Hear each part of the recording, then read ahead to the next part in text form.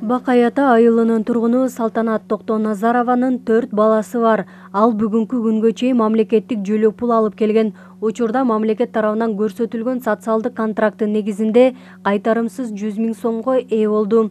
Алган каражатты максаттуу пайдаланууну көздөөдө. Бул долбоорго катышканыма аябай сүйүнөм.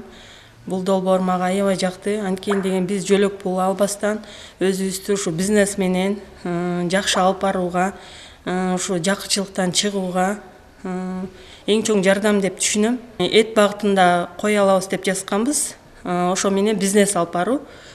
Ошо бизнес алып барып, жакшы иштерди кылабыз деген үмүттөбүз. Бүгүн Бакай Ата району боюнча жалпы 50 үй бүлөгө мамлекет тарабынан кайтарымсыз 100 000 сомдун сертификаты тапшырылды. Социалдык контрактка илинген жергиликтүүлөр атайын социалдык долбоор жазышкан. Ал жакырчылыктан чыгуу, аймактарда чакан ишмердүүлүктү жүргүзүү максатын көздөйт. Бизнес план жазганбыз. Ошо боюнча иштейбиз эми. Ал бизнес планыбыз швейный машина алуу. Ошону үйүбүз менен келинчегим өзү тигет.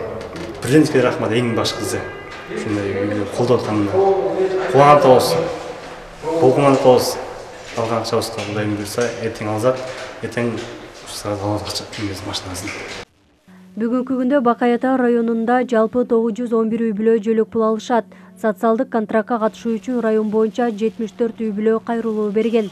Натыйжада 50 үй бүлө райондук комиссиянын чечими менен социалдык контрактка катталган. Жөндөмү бар, ушул бизнес, чакан бизнестин бир өнүктүрүп алып кете турган бир шыгы бар үй бүлөлөрдү тандадык. Жана эмгек потенциалы бар, дагы мүлктүк потенциалы бар үй бүлөлөр берди эске алынды. Мониторинг кылып буларды 3 жыл коштойбуз.